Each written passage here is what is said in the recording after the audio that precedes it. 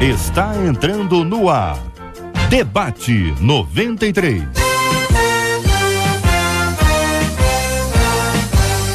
Realização 93 FM. Apresentação J.R. Vargas. Alô,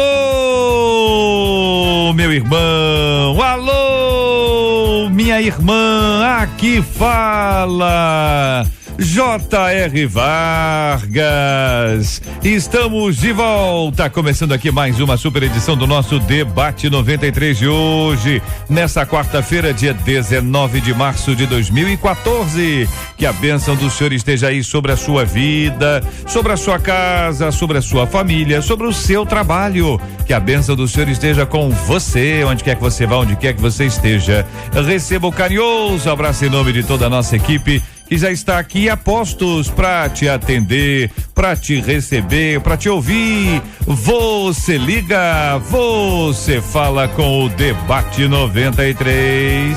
Fale com o Debate 93. 2461-0093. E-mail debate@radio93.com.br. Facebook Rádio 93 FM. Site www.radio93.com.br. Hoje ainda no nosso programa vamos conversar sobre as notícias mais importantes da manhã. Quero a sua opinião, a sua participação, e aqui você ouvirá os comentários dos nossos companheiros debatedores sobre estes assuntos importantes do nosso dia a dia. Sabe aquele assunto que tá todo mundo comentando, falando, e é sempre muito bom quando a gente traz essa informação e aí você tem opinião, você tem posicionamento, você tem uma perspectiva cristã sobre esses assuntos. Isso você encontra, sabe aonde? Aqui no Debate 93.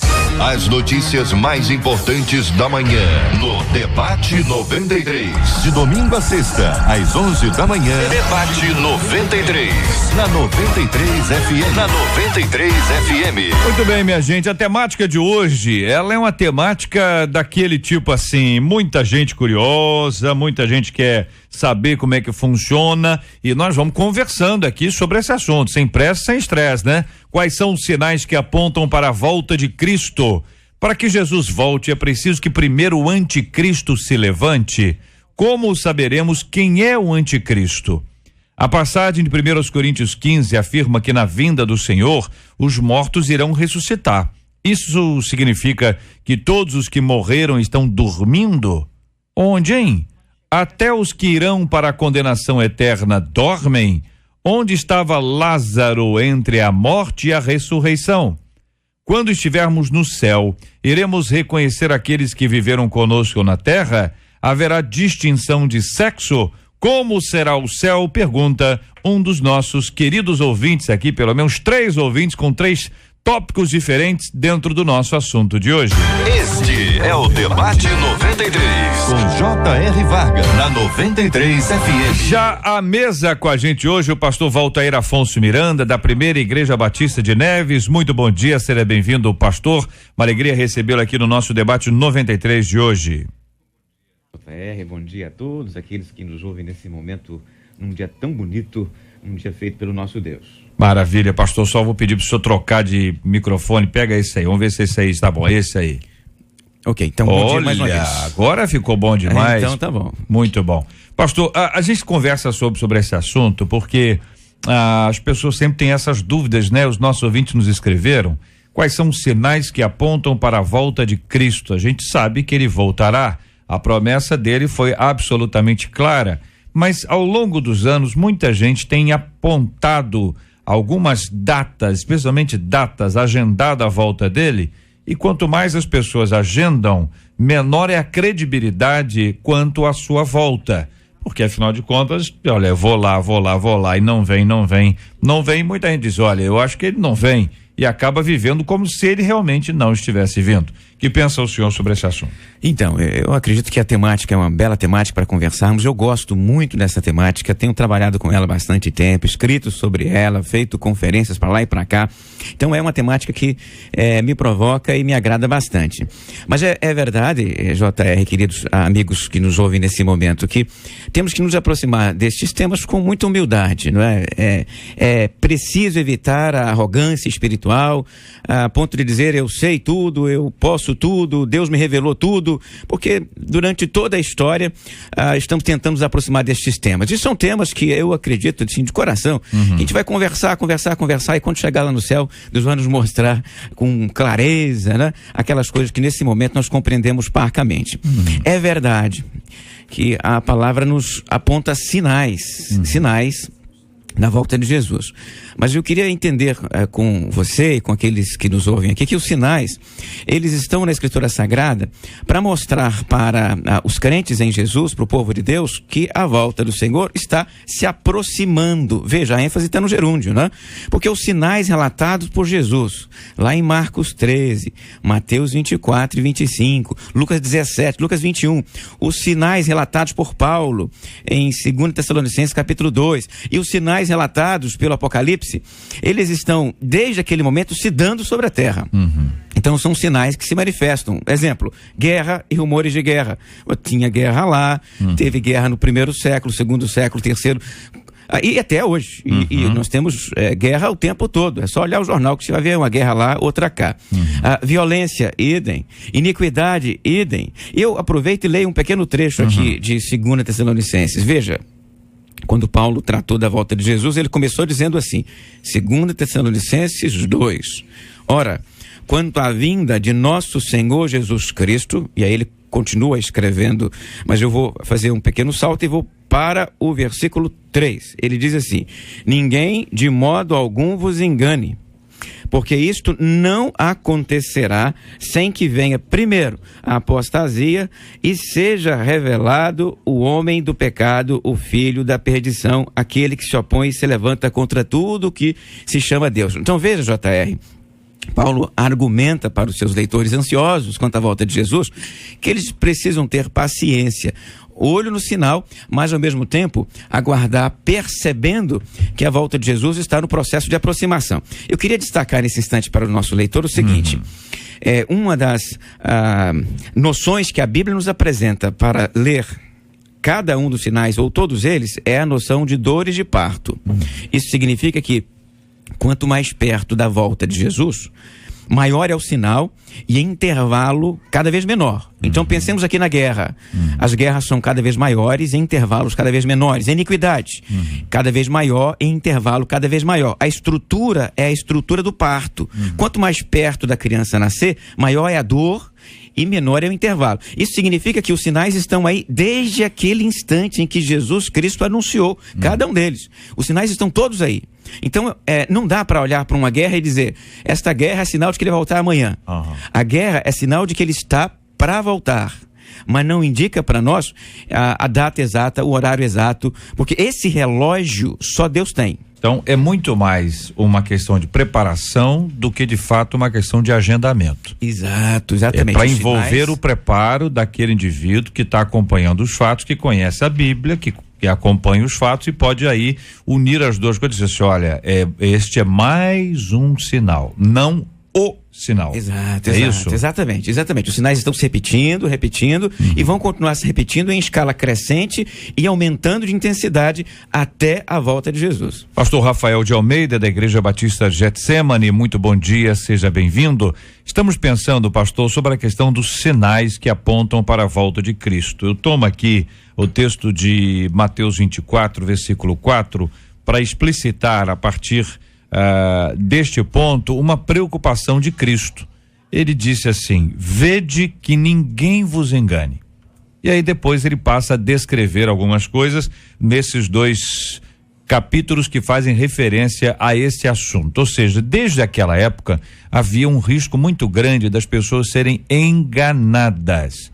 E uma pessoa enganada, olha, onde é que é a casa? Olha, a casa é o seguinte, você é naquela rua, você vira à direita, à esquerda, número 39. Só que você chega lá e foi enganado. Nem 39 tem, não tem nem rua, não tem nem casa. Você foi enganado, você perdeu seu tempo, você fez aquilo que não precisava, ou aquilo que não deveria ter sido feito. Faz parte de um processo bem humano aí. Como lidar com esse assunto, pastor, em razão de se falar sobre a volta de Cristo, de se anunciar o anticristo? Quantas pessoas já disseram que o anticristo era o fulano, Beltrano, em geral uma pessoa conhecida, um presidente de um país muito grande, o camarada eleito, o camarada diz logo, olha lá, tá vendo, tem todas as características do anticristo. Até o Papa já virou anticristo. Até o Papa. Que pensa o querido irmão? Bom dia, bem-vindo. Bom dia, JR, bem-vindo.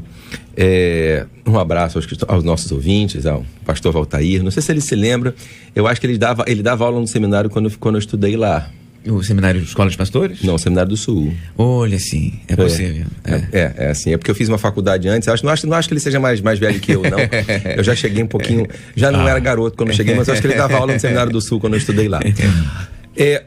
Eu tenho uma postura muito cética com relação a... Deixa eu só dar uma introdução para explicar com relação à escatologia, porque a escatologia foi feita para a gente estudar, mas não entender. Deus colocou a coisa de uma forma que a gente só percebe quando a profecia se cumpre. Na época de Jesus, eles tinham tanta certeza de como ia vir o Messias e de quem ele era, que quando o Messias veio, boa parte deles não aceitou, porque não batia com o que eles esperavam. Então, o perigo de você traçar um modelo é que, se as coisas não acontecerem como você espera, você não vai perceber quando elas acontecerem. Por que eu quero chegar aí? Há uma mensagem permanente na volta de Jesus, que é uma doutrina inegável, tá? Em todo o Novo Testamento.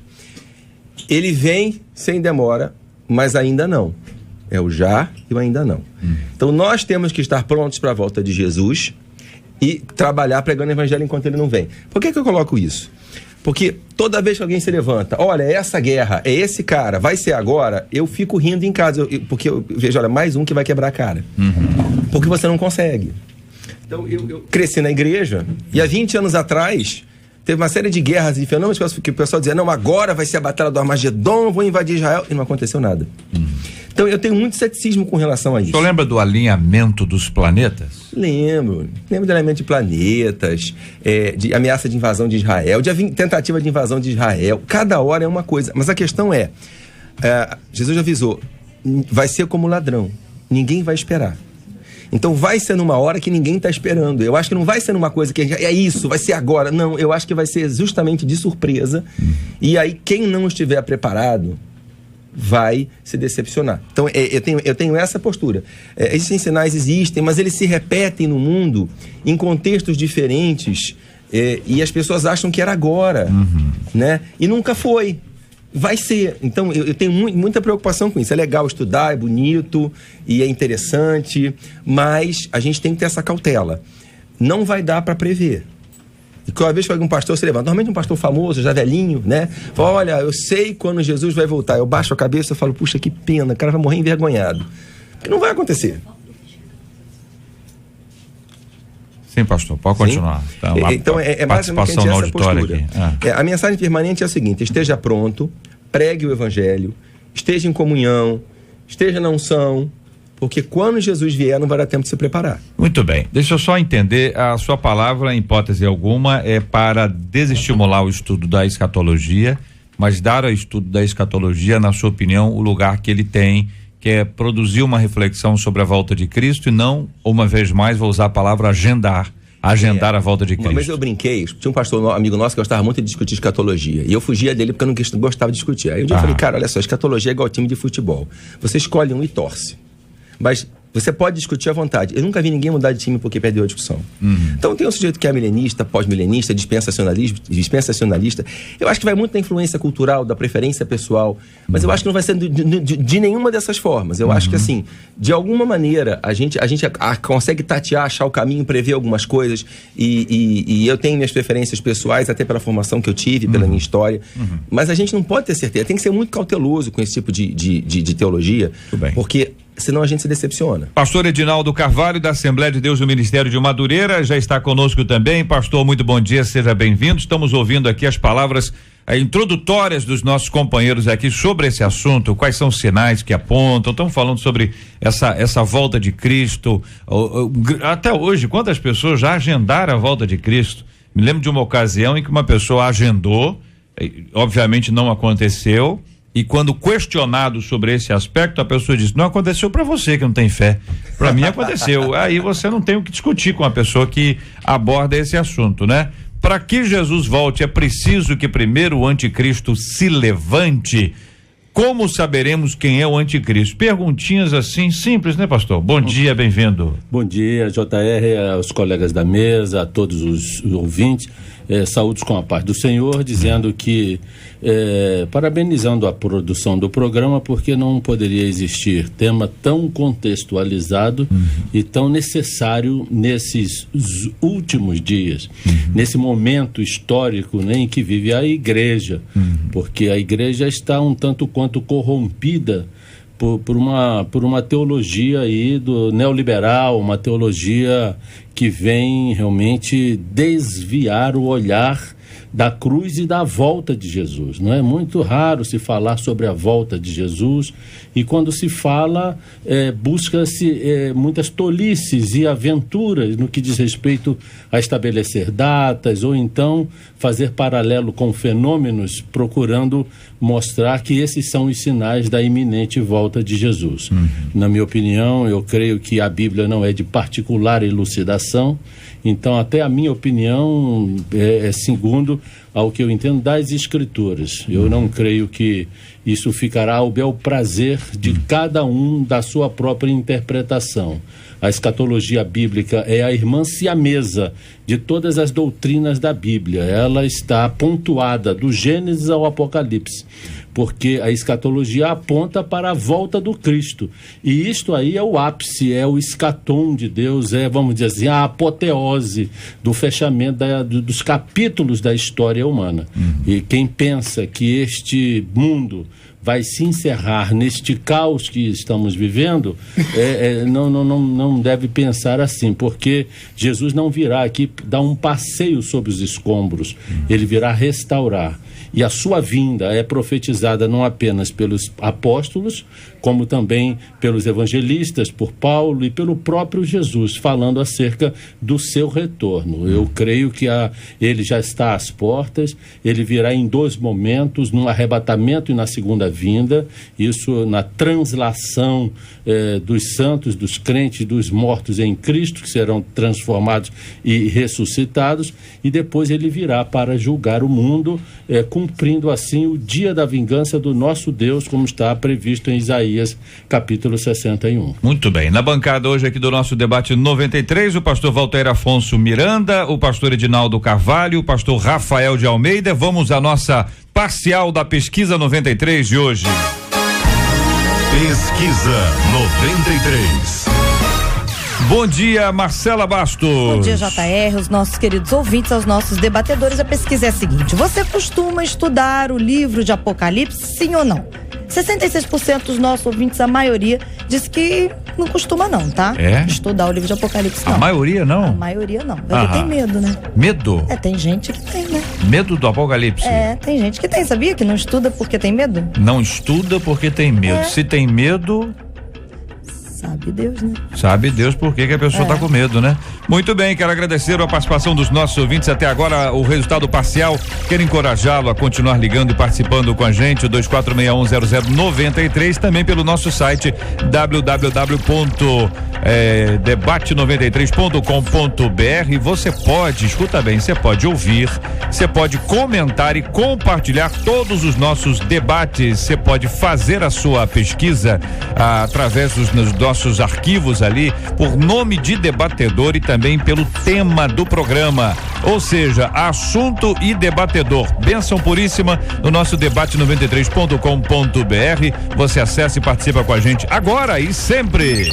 Você está ligado no Debate 93 com J.R. Vargas. Companheiros, quais os sinais então? O que a gente pode apontar como sinais, além das guerras, rumores de guerras? Existem alguns sinais assim pontuais que nós poderíamos destacá-los e dizer, olha, esse é um sinal interessante, esse é um sinal claro, esse é um sinal evidente. Que pensam aqui os queridos companheiros? 3 microfones estão abertos para os 4 companheiros. Já anuncio, já está conosco o reverendo Evaldo, daqui a pouquinho vai dar um alô aqui para os nossos ouvintes. Eu creio que os símbolos mais impactantes são exatamente esses que aparecem nas questões levantadas pelos ouvintes: a grande tribulação e o aparecimento do anticristo.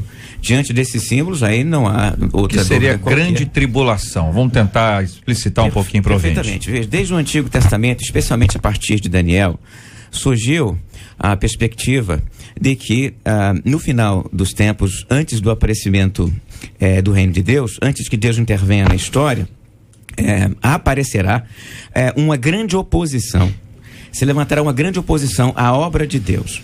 E quando o conceito da grande tribulação, quando a doutrina da grande tribulação se aproxima, então, da perspectiva do Messias, da volta do Messias, o que há é que, junto com a grande tribulação, se levantará também o anticristo, que aparece na Escritura Sagrada com vários nomes. Aparece, por exemplo, como filho da iniquidade, aparece no Apocalipse como besta, e no caso, nas cartas de João, como anticristo. Então veja, a grande tribulação é um movimento de oposição a Deus, ao seu reino, ao seu povo, de forma acentuada, uma tribulação grande, ou seja, nunca houve igual a ela, e aí não vai dar para confundir se ela é distinta. Nada será como ela. Ela é a última, a derradeira, e após a grande tribulação aproxima-se a intervenção de Jesus. Pergunto aqui aos companheiros, primeiro se estão de acordo inicialmente com as palavras. Nós vamos aprofundar um pouco mais, mas quando o pastor fala sobre o seu povo, só para deixar claro, a referência é à igreja, a referência é a Israel. Qual é o ponto de vista do pastor Valtair sobre esse assunto? Eu penso que, nesse sentido, a tribulação que se levanta está vinculada ao povo de Deus, à igreja. A igreja. E há uma relação também com Israel. A forma como a igreja se relaciona com a tribulação é controversa, e aí nós temos aí posições diferentes. Alguns acham que a igreja não passa pela tribulação. Não, sim, até aí tudo bem. É só para poder identificar isso, porque, como, por exemplo, quando fala sobre Israel, sim, Israel dá tiro para tudo quanto é lado. Israel é alvo de todo mundo. Todos os seus vizinhos, ela vive no meio ali de inimigos o tempo inteiro. Então, vira e mexe, tem um míssil, tem uma bomba, enfim, essas guerras estão continuamente acontecendo ali. Então já se sabe isso, mas aí me parece que a ênfase é muito mais relacionada à igreja. Reverendo Evaldo, bom dia, seja bem-vindo, meu irmão. Eu ia brincar que um dos sinais do fim dos tempos é o trânsito no Rio de Janeiro, mas isso é apenas uma brincadeira, né? Sinal. É um sinal de que as coisas não estão indo bem. Eu estava ouvindo aqui no caminho e eu concordo substancialmente com o que os irmãos disseram. Acho que é essa linha mesmo que eu sigo. E sobre a tribulação que o pastor Valtair acabou de falar, o meu entendimento é complementar ao dele. Eu creio que esta grande tribulação, ela é tanto extensiva quanto intensiva. Extensiva no sentido de que ela sempre esteve presente na história do povo de Deus. Ser parte do povo de Deus é ser alvo de uma tribulação constante, porque Jesus disse, no mundo tereis aflições. Então, desde que Cristo subiu aos céus até os dias de hoje, a igreja, o seu povo, o novo Israel de Deus está debaixo de tribulação. Então é grande nesse sentido.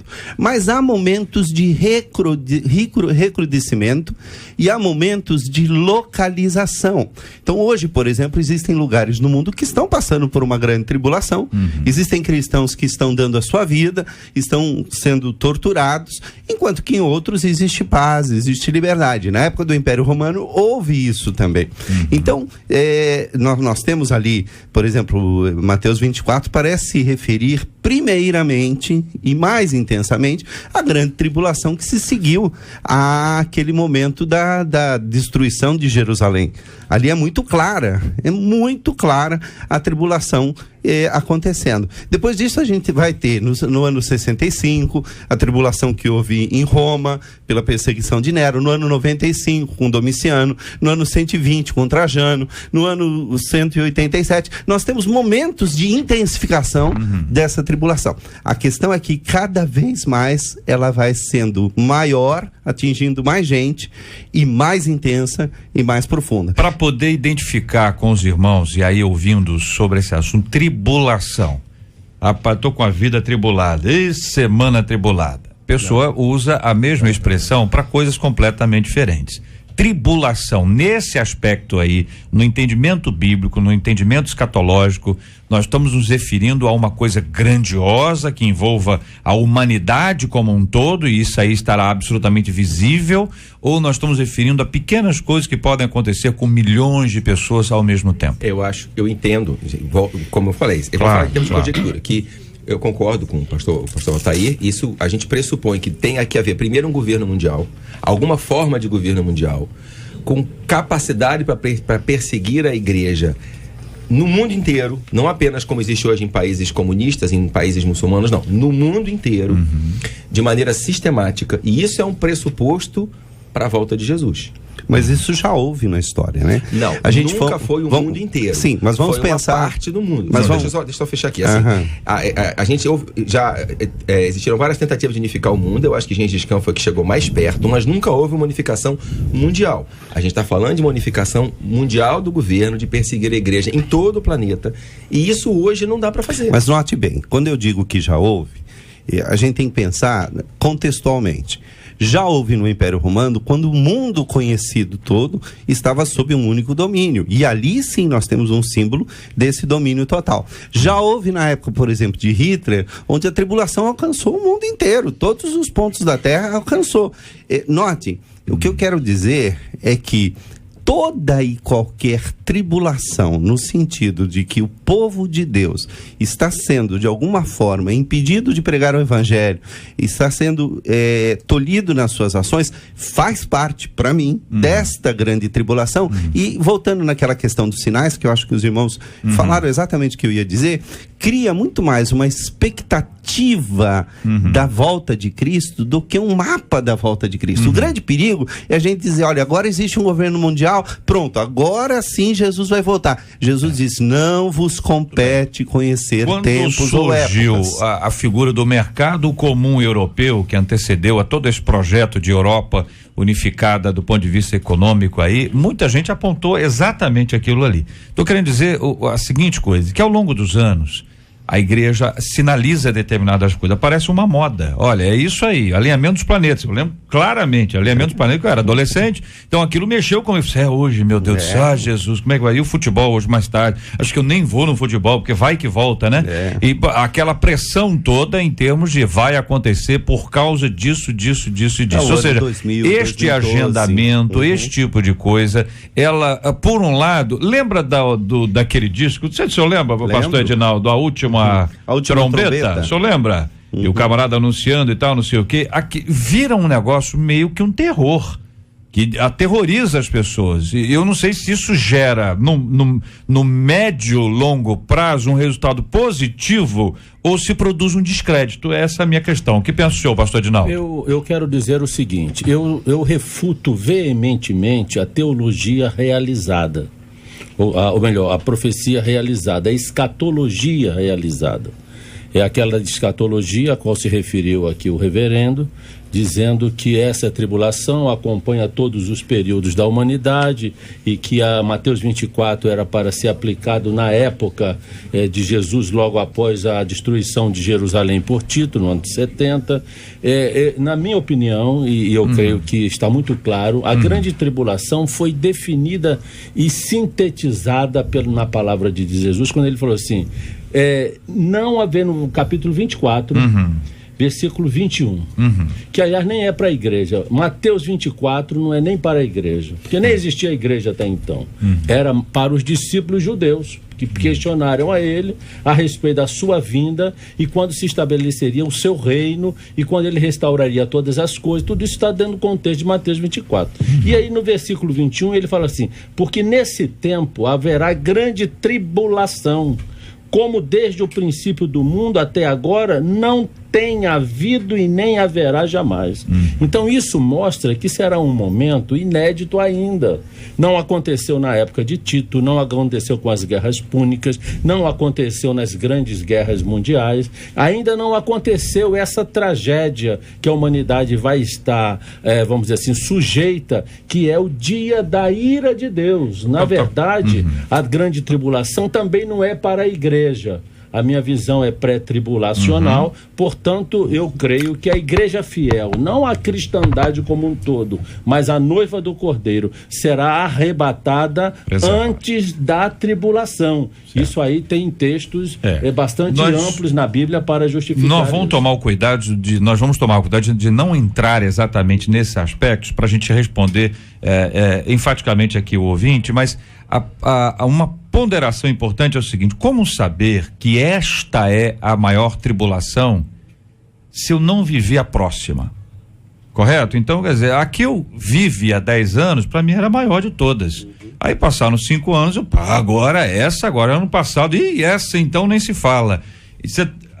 Então talvez esse seja um aspecto aí que vocês deixaram claro inicialmente aqui, que é uma questão de estar atento e não de um agendamento, dizer o seguinte, olha, este aqui, esta manifestação de uma guerra, de uma dificuldade aqui, talvez seja um pouco mais isso, porque para uma pessoa que acompanha o fato, dizer assim, vem cá, essa guerra da Ucrânia é a pior coisa que pode existir para onde?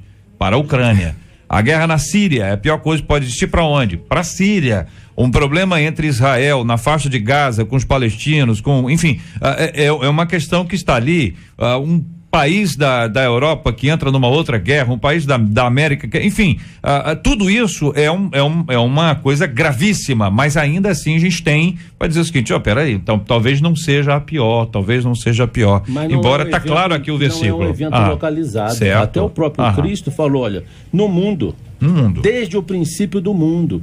Isso significa dizer que o fenômeno da grande tribulação é um período em que haverá um governo mundial único, em que haverá o pequeno chifre, como o Daniel falou, como Apocalipse, João editando aquilo que Jesus lhe revelou, falou a respeito de um governante único mundial. É necessário, você citou a União Europeia, é necessário que haja, na verdade, no planeta Terra, reuniões de ações humanas para que se globalize tudo. Se globalizará a religião, a economia, a tecnologia, tudo está se formando em blocos para que depois tudo se unifique e toda a Terra adore a besta. A besta, naturalmente, é o poder civil que vamos dizer assim, legitimado pelo poder eclesiástico, que é Roma, não é? Vamos dizer assim, o falso profeta, legitimando este homem que irá governar a terra, controlar todas as pessoas por intermédio da tecnologia. Isto já é realidade no nosso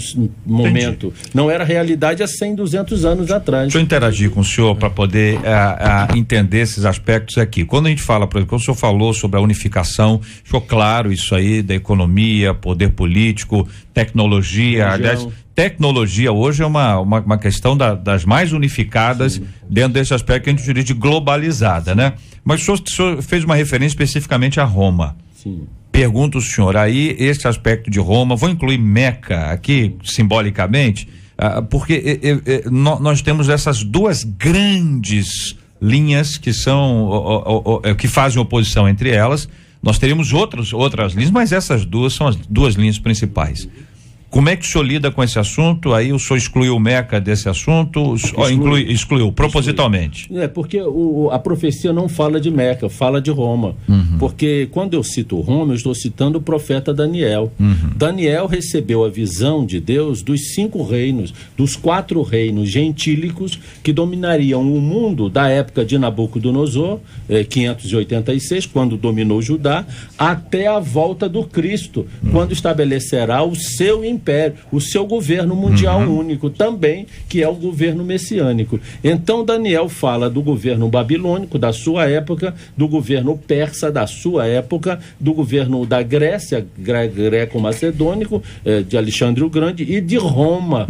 Então ele fala que Roma, que é simbolizada pelas pernas e pelos pés da estátua, vista pelo sonho de Nabucodonosor no capítulo 2 de Daniel, tem 2 estágios de existência. A Roma, que constitui as pernas, que é exatamente o tempo passado, da época dos imperadores, e a Roma da atualidade, pós-moderna, a Roma que não morreu, ela está aí. A religiosa. Não só religiosa, a cultural. A cultura ocidental ela é romana, é greco-romana. A colonização dos continentes vem da Europa, vem de Roma. As leis que dão base aos sistemas jurídicos do mundo inteiro são baseadas nas 12 tábulas romanas, não é? O calendário que rege o tempo do Ocidente é gregoriano, romano. Então Roma está imiscuída, vamos dizer assim, na sociedade, esperando a sua reformatação na figura dos pés da estátua, que é de ferro também. E daí surgirá um governante único, do qual receberá do falso profeta, que será um profeta, um religioso, não é? A Babilônia espiritual, para legitimar a ação deste homem que a Bíblia chama de anticristo. Pastor Rafael. Eu quero começar com um comentário que foi feito aqui, que sempre me preocupa. Eu não estudo, tem gente que não estuda Apocalipse porque tem medo. Tenha sempre muito mais medo da ignorância que do conhecimento. Ela é sempre muito mais perigosa. Você deve estudar. Não só ler, estudar. É um livro muito bonito, reconfortante, mas não estude superficialmente. Estude.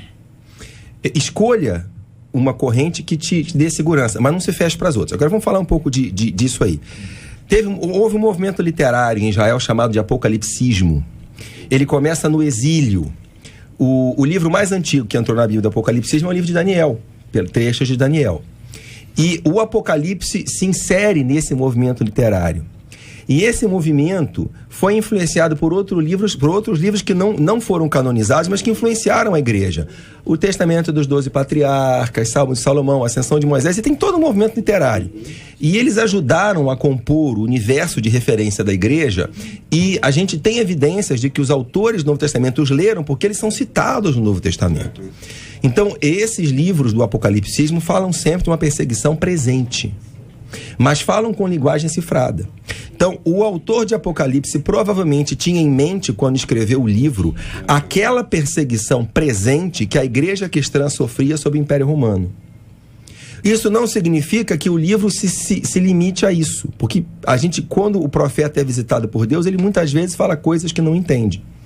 Há uma mensagem permanente no livro de Apocalipse que surge toda vez que a igreja é perseguida. Toda vez que a igreja passa por uma perseguição, os textos, as promessas, o conforto de Apocalipse se tornam presentes. Hoje, no mundo árabe, o Apocalipse é presente. E há uma mensagem universal que fala do final dos tempos e que se aplica a toda a igreja.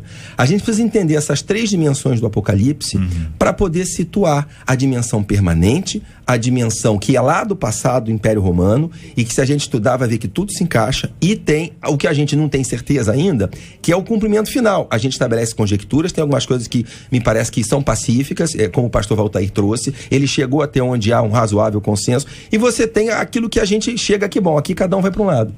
E a gente tem que conhecer para se situar. Se você for de uma igreja mais histórica, você provavelmente vai ter uma influência. Se for de uma igreja pentecostal, provavelmente vai ter outra. Você precisa conhecer e se informar. Mas assim, a gente precisa ter em mente isso. O Apocalipse tem 3 estágios.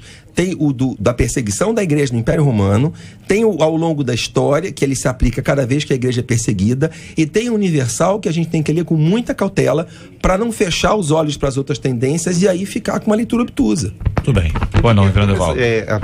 Dizer, o pastor Edinaldo, ele demonstra muito conhecimento da questão escatológica, e a gente percebe claramente, e isso é um exemplo do que está sendo dito desde o início, que ele segue uma linha doutrinária, uma linha escatológica clara. A gente pode identificar essa linha como uma linha pré-tribulacionista, ele é pré-milenista, mas esta é apenas uma das linhas, e há homens muito sérios que defendem, como o pastor Edinaldo defende com toda a propriedade, explicando e tudo, mas há homens e estudiosos que não fecham com essa linha e que têm interpretações divergentes. Eu, por exemplo, sou uma dessas pessoas. Eu não creio, por exemplo, quando se fala em Mateus 24, que ali está claramente falando de um tempo futuro, se eu leio Mateus 24, eu sou professor de exegese, e a gente percebe que ali está claramente falando de um tempo que começa com a destruição de Jerusalém, e tem todo esse tempo, o pastor Valtair usou essa expressão, que é o princípio das dores. Jesus disse, isso é só o princípio das dores. Ele está falando da gravidez, onde você tem o princípio das dores, que é aquele momento em que a mulher começa a apresentar sinais de que está grávida, embora não esteja presente ainda a gravidez de modo visível, mas ela está ali, o neném está ali, mas há o tempo da gestação, e quanto mais se aproxima do tempo do fim, mais as dores vão se intensificando até que nasce a criança. Esse aspecto da gestação do reino que veio em Cristo Jesus, e aí entra a escatologia do já agora, mas ainda não, que o pastor perdoe, pastor Rafael citou com muita propriedade. Notem, nós estamos tentando evitar nessas linhas mais específicas, que na minha opinião mais confunde. Nós precisaríamos de muito tempo para cada um expor a sua posição. Existem livros que fazem isso. Existe um livro do Oikema, onde ele pega as 4 posições principais do protestantismo e bota uma pessoa especialista de cada uma delas falando sobre o assunto. Vale a pena ler esse livro para você ter um conhecimento geral. Mas o que é comum a todas elas? O que é comum a volta de Cristo é certa, em uma única vez, é visível, todo olho virá, e virá para colocar fim a toda e qualquer maldade desse mundo. Ela será precedida pela vinda do anticristo. Mas João diz, 1 João diz, que já agora muitos anticristos existem no mundo. Quem é o anticristo? Senão aquele que nega o nome de Jesus. Então nós temos vários anticristos se levantando no decorrer da história, que é um tipo e um modelo daquele anticristo que virá no final. No final de todos os tempos. A grande tribulação, o pré-tribulacionista acha que a igreja não passará pela grande tribulação. O pós-tribulacionista diz, não, a igreja já vai passar pela grande tribulação. Existem aqueles que creem que a grande tribulação já está ocorrendo. São homens sérios, como é o pastor Edinaldo, homens que dedicam a sua vida a estudar isso, mas são posições particulares e que são adotadas por um grupo de cristãos, e os outros que não adotam não significam que estão fora da palavra de Deus, apenas têm interpretações diferentes. Por exemplo, o pequeno chifre do qual ele citou, você encontra autores, inclusive da Assembleia de Deus e tal, que dizem que esse pequeno chifre representou Antíoco Epifânio, lá no Antigo Testamento, representa quando Tito entrou no templo e colocou ali o sinal do Império Romano, e isso desencadeou a queda de Jerusalém, e tudo isso.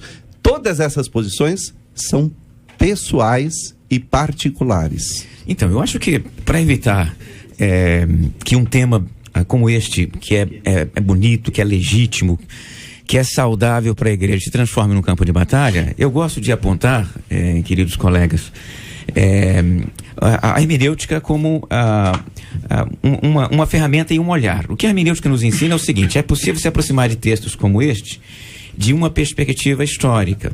Isso quer dizer que você olha para o livro e pergunta qual é o momento que este autor está vivendo enquanto escreve, o que ele teria entendido do que escreveu, o que os leitores teriam compreendido do que ele escreveu. Essa pergunta, por exemplo, o que os leitores teriam compreendido do que leram, para mim é uma pergunta muito preciosa, porque quando eu leio a narrativa do Apocalipse, que descreve o levantamento das bestas, no capítulo 13, a perspectiva que eu tenho é que os leitores entenderam aquele fenômeno como um fenômeno que ainda haveria de acontecer. Eu entendo que aquele texto parece localizar, na perspectiva dos leitores, o lugar em que João está e o lugar em que a perseguição estará. A perseguição se levantará. Ela está no futuro. Então, do capítulo 13 para frente, eu tenho a impressão de que os leitores compreenderam que tudo ainda a acontecer, tá? Então, é a perspectiva histórica. E há a segunda, que é a dinâmica, JR. A dinâmica significa o quê? Que, como crentes em Cristo Jesus, nos aproximamos de um texto como esse, movidos pelo Espírito Santo, e nos alimentamos desse texto, quer tenhamos estudado no seminário, quer não tenhamos estudado no seminário, quer eu tenha lido um comentário ou não. Ou seja, a palavra de Deus de alimento para minha alma. Então, o nível dinâmico significa que eu leio e Deus me alimenta por meio desse texto. Mesmo que, eventualmente, eu não compreenda o que eu estou lendo. O Espírito trabalha para que ali haja o fortalecimento espiritual. E o terceiro nível é o escatológico. É verdade que ele é o mais polêmico, mas ele aparece nos textos e não dá para escondê-lo. Então veja, olha para um texto como esse e percebe que há reserva escatológica. Reserva escatológica significa o quê? Significa que esse texto pode ser usado para falar de coisas que ainda se darão. Nesses termos, o anticristo era uma figura que se manifestava nos tempos do Paulo. Quando Paulo escreve em Tessalonicenses, ele parece indicar que a figura já estava lá. Isso no nível 1, nível histórico. No Apocalipse parece indicar que a figura estava por perto. Estava presente. Mas durante toda a história, anticristos se levantaram. O anticristo é o adversário do povo de Deus, aquele que persegue o povo de Deus. O anticristos se levantaram, no plural, usando a expressão que a carta de João usa. Filhinhos anticristos, no plural, né? Mas... E aí a reserva escatológica está, JR, mas a partir da imagem das dores de parto, nenhum anticristo será igual ao último e derradeiro anticristo. Ele será o anticristo último, o anticristo final, o maior de todos eles, o grande adversário escatológico de Cristo e do povo de Deus no final da história.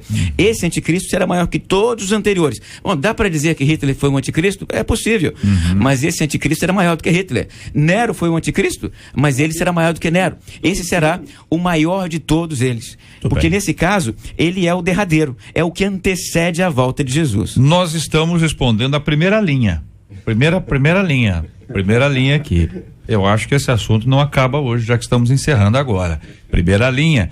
Nós vamos continuar esse assunto numa outra ocasião, que a produção nos informará, e nós vamos informar aos nossos queridos ouvintes. Um deles diz o seguinte, citando aqui Mateus capítulo 24, versículo 14, que diz assim: será pregado este evangelho do reino por todo o mundo, para testemunho a todas as nações, e então virá o fim. Eu tenho a impressão que nesse aspecto todas as linhas se encontram para identificar como urgente, fundamental, necessário que haja sempre a possibilidade deste anúncio do poderoso e maravilhoso evangelho do nosso Senhor e Salvador Jesus Cristo. Vamos compartilhar em breve aqui com os nossos ouvintes a data em que vamos reunir esta mesa uma vez mais para continuarmos a conversar sobre esse assunto. Afinal de contas, aqui, 1 Coríntios no capítulo 15 afirma que na vinda do Senhor os mortos irão ressuscitar. Significa então o quê? Que todos os que morreram e estão dormindo, eles estão dormindo aonde, hein? Se é que estão. Até os que irão para a condenação eterna, eles estão dormindo. Onde estava Lázaro? Olha o nosso irmão Lázaro, grande Lázaro. Onde estava Lázaro entre a morte e a ressurreição? Afinal de contas, Jesus trouxe Lázaro de volta à vida.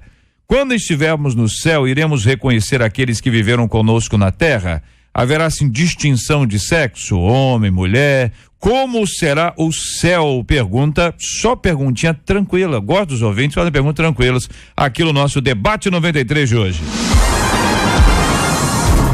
Você ouve Debate 93 com J.R. Vargas. Pesquisa 93. Vamos ao resultado final da nossa pesquisa 93 de hoje. Então, JR, a gente encerra aqui por telefone com 74% dos nossos ouvintes afirmando que não costumam estudar o livro do Apocalipse, e na internet 73% também não estudam o livro do Apocalipse. Olha aí, vira aqui a nossa recomendação, né? Vira essa página aí, nós precisamos estudar esse assunto que é fundamental. Ainda que você não tenha todo o entendimento, ainda que você não compreenda plenamente, é fundamental que haja essa reflexão sobre esses assuntos. Eu quero agradecer o carinho dos nossos ouvintes e a participação deles com a gente no nosso Debate 93 de hoje, como temos todos os dias. Hoje, uma vez mais, vamos conhecer aqui as notícias mais importantes da manhã. As notícias mais importantes da manhã no Debate 93. Uma adolescente italiana foi libertada do cativeiro pela polícia em Cabo Frio, na região dos Lagos, durante a madrugada. Ela foi capturada no fim de semana por bandidos, juntamente com o pai, que é empresário, quando chegava em casa, na cidade vizinha de Arraial do Cabo. Durante a ação de resgate, os bandidos reagiram e 2 foram mortos. Um terceiro conseguiu fugir. Segundo a polícia, os 2 homens mortos, um de 60 e outro de 48 anos de idade, eram os mesmos que na década de 80 praticaram sequestros no estado. Um aplicativo de celular criado para espalhar fofocas anonimamente já faturou quase 21 milhões de reais em apenas 45 dias de uso. Chamado de Secret, o aplicativo foi lançado nos Estados Unidos e Canadá e ainda nem está disponível na versão mais usada do sistema operacional para celular. O programa de fofocas é um sucesso entre funcionários que querem falar das empresas para as quais trabalham. 2 trens da Supervia tiveram a circulação suspensa agora pela manhã por aproximadamente 10 minutos por conta de um tiroteio na altura de Costa Barros, na Zona Norte. Os passageiros foram avisados pelos alto-falantes e tiveram que esperar a liberação do sistema. As composições eram do ramal de Belfor Roxo. A polícia confirmou que, no momento, realizava uma operação na região. Muito bem, quero ouvir a opinião dos companheiros, pastor Edinaldo e pastor Valtair, sobre esse assunto inicial aqui, quando a gente toma conhecimento de uma adolescente italiana, podia ser brasileira, podia ser grega, enfim, italiana, libertada do cativeiro, e parece, pelas informações que a polícia nos passa, que os 2 homens aí que foram mortos em razão desse episódio, um de 60 e outro de 48 anos, eram os mesmos que na década de 80 praticaram sequestros no estado. O que me chamou a atenção nesse caso não é apenas a idade dos traficantes. 60 e 48 anos não parece ser uma idade de bandido. Você espera que com 60 e 48 anos as pessoas tenham criado juízo, né? Ou estejam presas, né? A ideia é que os bandidos, esses marginais, eles morrem muito cedo. Mas ao ver um marginal de 60 anos fazendo sequestro, eu me assusto e me pressiono. Eu lembro que se Cristo não transformar uma vida, ela vai caminhar da forma que um abismo chama outro abismo até o final da sua existência. Então, nesse sentido, a história desta pessoa não consertou, não melhorou a vida dela. Ela continuou marginal até que a polícia vai e opera ali a sua morte. Pastor Edinaldo. Na verdade, esta é uma modalidade de um crime dentre tantos outros que a sociedade que vivemos pratica, não é? Na verdade, acontece no mundo hoje uma endemia do pecado, do homem cruel, do sanguinário. O apóstolo Paulo, no capítulo 3 de 2 Timóteo, elenca ali 18 adjetivos que fala a respeito do perfil da sociedade dos últimos dias. Ele afirma a respeito dos últimos dias. E eu creio veementemente que estamos vivendo esses últimos dias, não o fim do mundo, mas os últimos dias em que a humanidade estará no controle. E exatamente porque a humanidade está no controle das suas próprias ações, que fatos como este acontecem, né? Estes e outros fatos deploráveis. A polícia nos informa aqui também que a menina estava sendo mantida em uma kitnet no condomínio de classe média no Peró. Diz que é um lugar muito bom. Assim, reverendo Evaldo, como dizem muitas coisas através do secret. O que está acontecendo? É o domínio da fofoca? É o interesse pela vida alheia? O que pensa o senhor, reverendo Evaldo? Oi. Bom, eu creio que essa notícia me provoca uma reflexão muito importante. É de que a tecnologia veio para ficar. A tecnologia está aí e nós não podemos tratar a tecnologia como um instrumento originário do diabo ou só do diabo. Pode ser usado para coisas boas e pode ser usado para coisas muito ruins.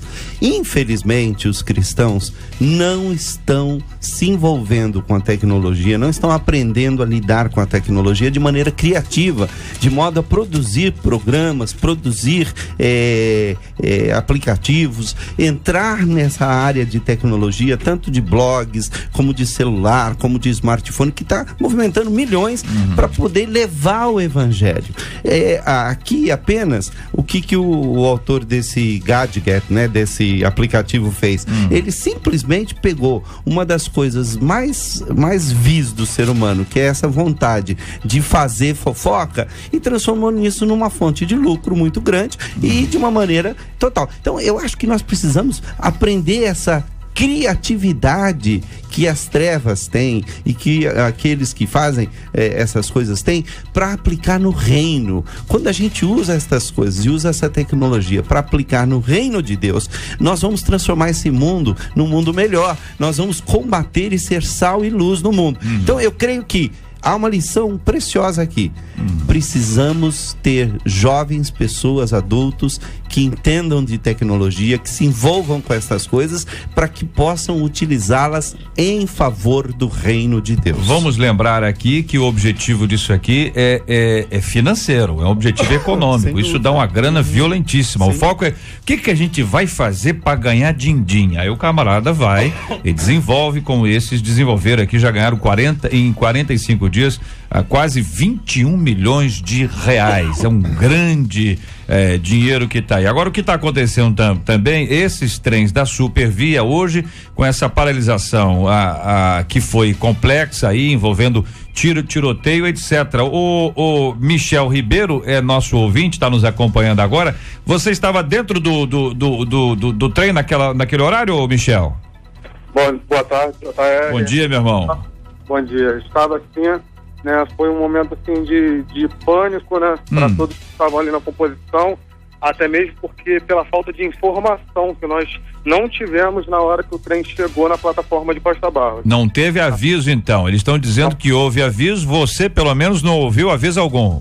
Não, eu e todos que estavam dentro da composição. Até mesmo o maquinista, na hora que estava conduzindo a composição, ele saiu em desespero, saiu de dentro da composição e correu para os fundos para poder se abrigar, né, dos tiros. Na hora não tinha nenhum controlador de tráfego, que é aqueles seguranças que ficam com colete, né, verde fluorescente, para poder orientar ninguém. Depois de 5 minutos que o tiroteio acabou um pouquinho, parou, né, deu um tempo, ele veio dar algumas informações que o trem iria retornar para Pavuna, mas pelo alto-falante nenhuma.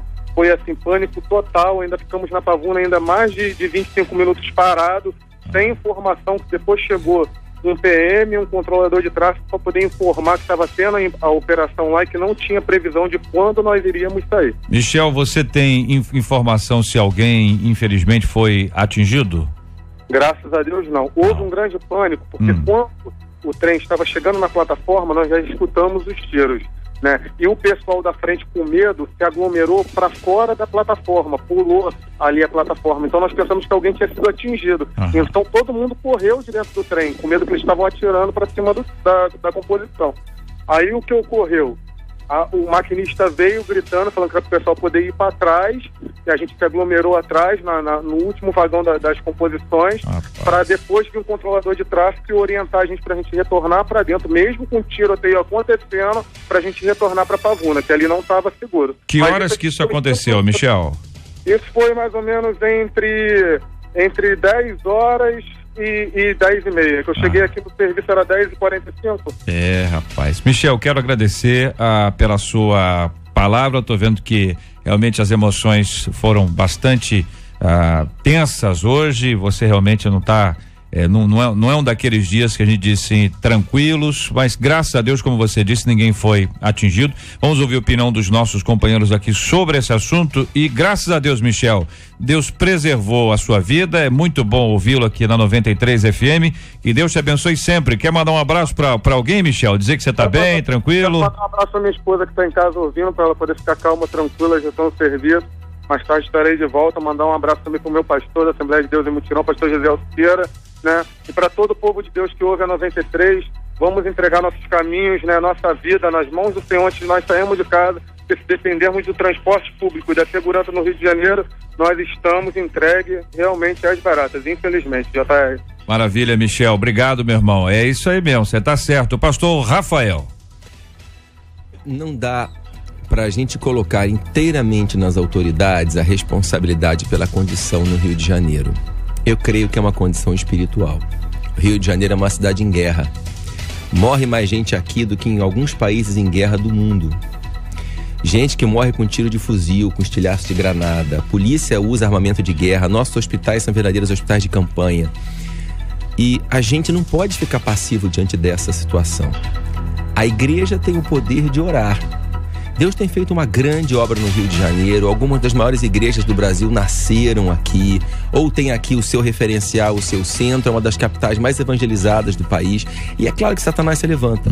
Então a gente precisa ter coragem de orar contra a violência, contra essa operação do inferno, pela salvação e libertação dos criminosos, ou para que eles vão para a cadeia, pela limpeza da polícia, das autoridades. A gente pode fazer uma ação espiritual e assim, a gente tem experiência de, por exemplo, comunidades em que a igreja se levantou para orar junto e a violência caiu brutalmente dentro de uma comunidade, ainda que o tráfico ainda estivesse lá. Então, se a igreja do Rio de Janeiro como um todo começar a orar com responsabilidade a respeito disso, a nossa intercessão afasta a operação de morte e liberta a nossa cidade. Mas tem que ser uma coisa de levar a sério, não é só reclamar. O ímpio pode falar à toa porque ele não tem a quem recorrer, a gente tem. E eu acho que a gente precisa começar a orientar a igreja, a orar contra a violência, pedir a libertação das comunidades e o fim dessa brutalidade. Toda semana a gente morrendo assassinada no Rio de Janeiro. São as notícias mais importantes da manhã com os comentários dos nossos debatedores. Quero agradecer a você, ouvinte amado, a sua participação com a gente no Debate 93 de hoje. As notícias mais importantes da manhã no Debate 93. Olha aqui, já conversamos aqui com a nossa mesa. A produção nos informa que dia 26 de março, mais conhecido como quarta-feira que vem, esta mesa já está aqui convidada e estará conosco aqui na bancada o pastor Valtair, reverendo Evaldo, o pastor Edinaldo, o pastor Rafael, para nós continuarmos a discutir a segunda linha. Ficamos só na primeira linha. Que isso, hein? E nesse ano vamos juntos viver a alegria de sentir o prazer de estar com vocês. A 93. Ouvinte dizendo, coisa difícil, minha gente, é relacionamento, hein? É incrível como tem gente complicada dentro da igreja. Tem pessoas que não gostam das outras, inventam fofocas, se negam a ajudar por pura implicância e ainda torcem para que os eventos não deem certo. Sem contar, mas tem isso? A pessoa torce para não dar certo? Eu, hein? Ah, quando não é a pessoa que faz? Ah, quando é outra pessoa que faz? Ah, entendi. Quando é outra pessoa que faz, vai dar tudo errado. Será que a pessoa ora? Ora? Sem contar as inúmeras panelinhas que ninguém consegue entrar. Qual a melhor forma de ser aceito nos círculos relacionais de nossas igrejas, hein? O que fazer quando percebemos que nossa igreja tem panelinha? Diante de tanta dificuldade, não seria melhor servir a Deus dentro de nossas próprias casas? Pergunta uma de nossas queridas ouvintes.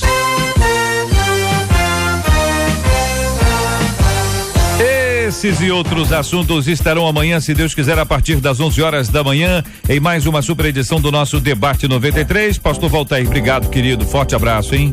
Eu agradeço o convite e aproveito para mandar um abraço para o meu povo, o povo de Deus ali de Neves, São Gonçalo, aquela igreja bonita, abençoada, a Igreja Batista de Neves. Eu quero mandar um convite, JR, para o povo de Deus daquela nossa localidade ali. No dia 29 e no dia 30 deste mês de março, nossa igreja celebra 84 anos de existência. Olha aí. E eu convido a todos os amigos, os nossos vizinhos, para celebrar conosco esse dia bonito, dia 29, sábado à noite, 19h30 e domingo, de manhã às 10 horas e à noite às 19h30. Um abraço para minha esposa e para todo o povo de Deus daquela região. Pastor Rafael de Almeida, obrigado, querido. Forte abraço. Obrigado, JR. Eu quero mandar um abraço para os irmãos da Igreja Batista Getsemane, especialmente para o nosso pastor Benjamin Scheidegger, e para a Rebeca e para o Daniel, que estão ouvindo o debate em casa. Um beijo do papai. Muito bem. O pastor Edinaldo, muito obrigado, querido. Um grande abraço. Eu que agradeço, JR, a oportunidade. Saúdo a todos com a paz do Senhor e quero mandar um beijinho para Glorinha. Um beijo, querida, no seu coração. Continue orando para que o Senhor volte logo, ao que precisamos estar com Ele. E dizer a todos que mantenham esperança nesse Jesus que não lida conosco de lá, mas está bem presente. Deus abençoe a todos. Reverendo Evaldo, obrigado, meu irmão. É um prazer, eu quero mandar dois beijos muito especiais. Um para minha mãe, que fez aniversário essa semana. Parabéns. Que passou no dia 13. E outro para minha sogra, que fez aniversário na outra semana. Olha aí, que no dia 4 de março. O mês de março é um mês abençoado. Que benção, porque hein? uma me deu a luz, a outra me deu a minha luz, que é a Beatriz, essa mulher maravilhosa que está conosco. E eu quero aproveitar também, o pastor Valtair convidou para o aniversário de 30 anos da Igreja Batista de Neves, de 84. A nossa Igreja Luz do Mundo está completando 17 anos, também no mês de março, e o pessoal pode ir lá na igreja do pastor Valtair no dia 29 e no dia 30, que será a nossa comemoração à noite, e lá na Igreja Presbiteriana Luz do Mundo, desde que você avise o seu pastor e não deixe a sua igreja desguarnecida. Então estão convidados cordialmente para o aniversário de 17 aninhos da Igreja Luz do Mundo. Quero registrar aqui no nosso estúdio presente conosco o pastor Paulo de Tarso Ribeiro, está acompanhando o reverendo Evaldo, da igreja de Calvin em Boston. Calvin em Boston mesmo? Chamberlain, muito obrigado pela presença especialíssima aqui. Agradecendo também aqui no estúdio com a gente a Aline Batista e a Evelyn Viana. Muito obrigado aqui pela presença de vocês aqui no nosso estúdio da 93 FM. Quero dizer a você que amanhã, se Deus quiser, estaremos de volta às 11 horas da manhã aqui na 93 FM. Muito obrigado aqui a toda a nossa equipe, a Marcela Bastos, Luciana Vasconcelos, Letícia Roseno, Fabiano Fernandes, Jair Cardoso, Juliano Medeiros, Lucas Cruz, Vaneise Rodrigues e a nossa Kátia Regina, a popularíssima Catita. Voltamos amanhã, se Deus quiser, a partir das 11 horas da manhã, para mais uma super edição do nosso Debate 93. Vamos orar juntos? Vamos apresentar o tema de hoje diante de Deus em oração. Fiquei muito preocupado. A pessoa disse: não vou estudar Apocalipse não, que eu tenho medo. Pastor vai fazer estudo de Apocalipse. Jesus, olha, eu vou dizer a você uma coisa, hein? Se quando fala sobre a volta de Cristo, fim do mundo, escatologia, Apocalipse dá medo, você tem que ver o que está acontecendo com você, hein? Se preparem. A gente pode não estar no tempo da volta dele, mas quem diz que não está no tempo da sua ida, hein? Vigia, meu irmão, vigia, minha irmã. Vamos orar também pela cura dos enfermos e pelo consolo dos enlutados, em nome do Senhor Jesus. Ó Senhor, nos colocamos agora diante do seu trono. Todos os nossos queridos que neste momento servem ao Senhor nesta cidade, aflitos, Senhor, e atribulados por tantas circunstâncias, dificuldades. É acidente, é violência policial, é o bandido. Ó Senhor, tenha misericórdia deste povo aqui. Toma conta de cada crente, cada irmão, cada irmã.